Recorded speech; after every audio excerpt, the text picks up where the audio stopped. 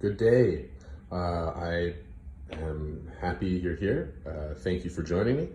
And today, in short, is a explanation or breakdown of my 2,000 point list of Salamanders successors. They are inheritors of the Primarch as I run them, so they're functionally Salamanders without being Salamanders. These are my custom chapter Iron Sparks. I like to joke about their forefathers and that they have exactly that, forefathers for their gene seed. Salamanders, Raven Guard, Iron Hands, Ultramarines. But today, I heavily lean towards the Salamanders, love the fire and the heat rays that are the Meltaguns. So, chef's kiss, love it. So, now that that's out of the way, let's break it down. We're going to start off with the HQ first and foremost. I think you see them, one right there and then one right there. Okay, so I've started them off, start off with that so that way I can sort of branch out and discuss my overall strategy with the 2,000 point list as well. And I hope you as a listener or viewer find this helpful to you. Maybe insightful, but we'll leave that up to you to judge. Regardless, let's go into it. Okay, so I got my chapter master, Zuxun Steel, as I call him, and he represents yours truly on the battlefield. I love that role-playing aspect to it, and it just fuels the passion for the hobby, so to speak. This is the newest iteration, and with the newest release of the Gravis Captain. So it took my time. The lighting's not really the best. My apologies, people.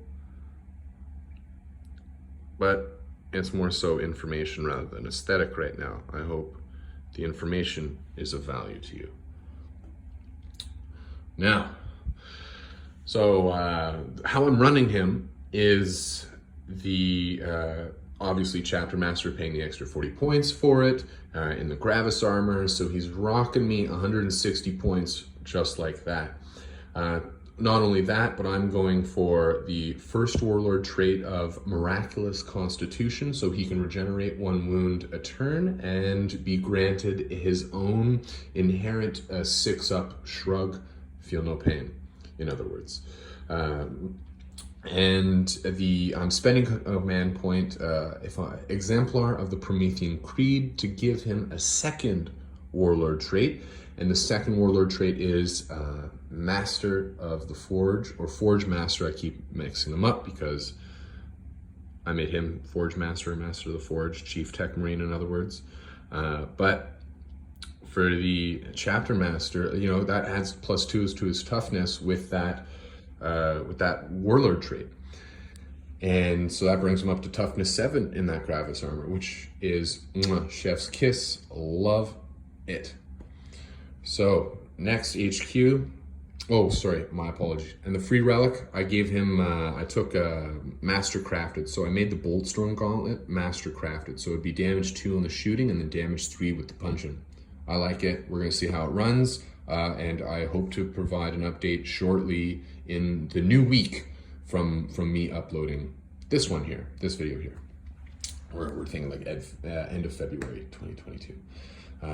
Now, next guy, boom boom, my Chief Tech Marine, Master of the Forge, I think, and or Forge Master again because of the Warlord trait. The top plate, I mix it up. Anyways, he's the Chief Tech Marine. Boom, what you see is what you get.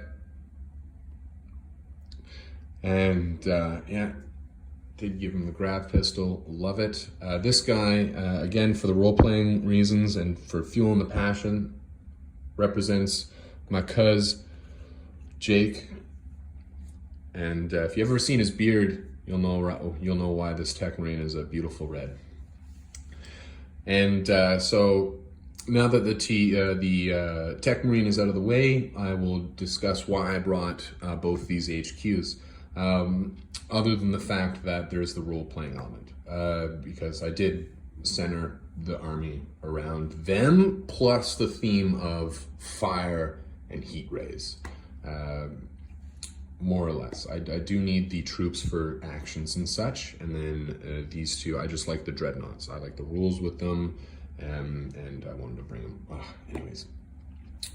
Chapter Master is going to give rerolls to the 10-man squad of assault-style intercessors here, and that will provide them with the necessary rerolls on the advancing up to the middle for the at least first turn, maybe 2 turns, depending on the deployment.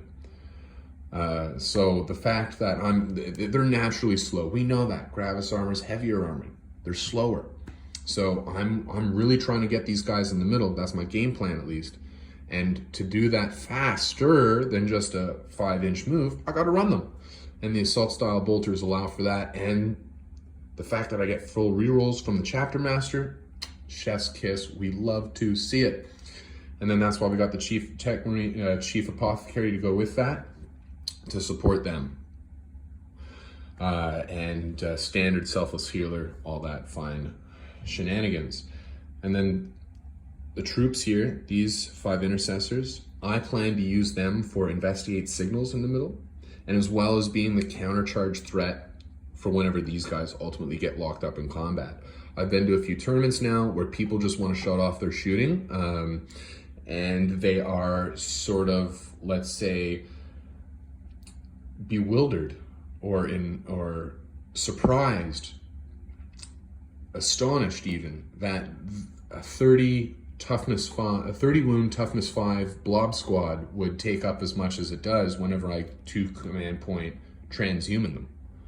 So, it is what it is. I like it. It's definitely not the most competitive list by any means, but I'm having fun with it.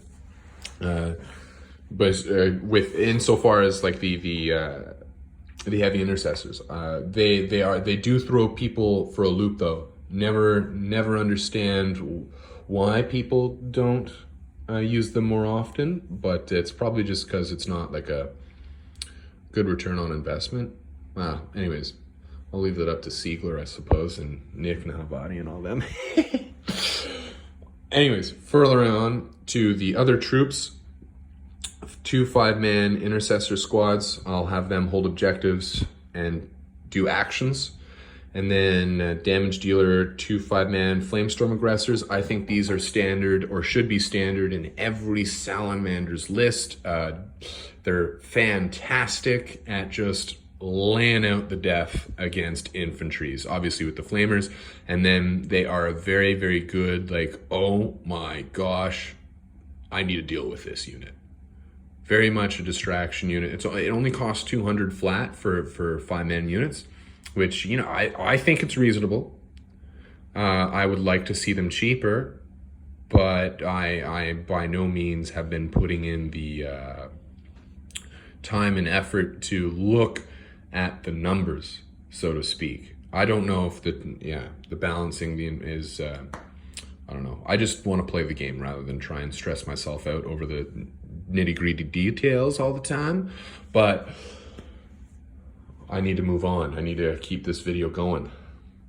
Last but not least, for the infantry at least, are these Eradicators. A 5-man unit, so whenever they look up and lock on to a singular target coming out of the reserves that I like to spend 2 CP on for them, I'm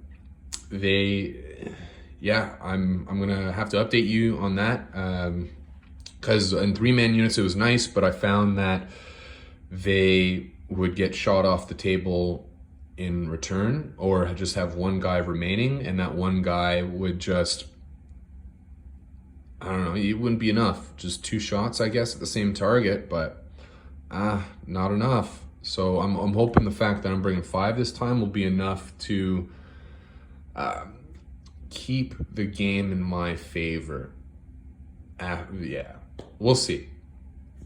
Definitely provide an update. Now, 2 Dreadnoughts, like I said, they'll be with the Tech Marine, and I plan to have the Tech Marine with a troops and Flamestorm Aggressor Squad, whichever one, take 1 flank, and then yeah, so my stand-in Leviathan, as you see, we got the Nip Flamers, we got the Gravflux Bombard,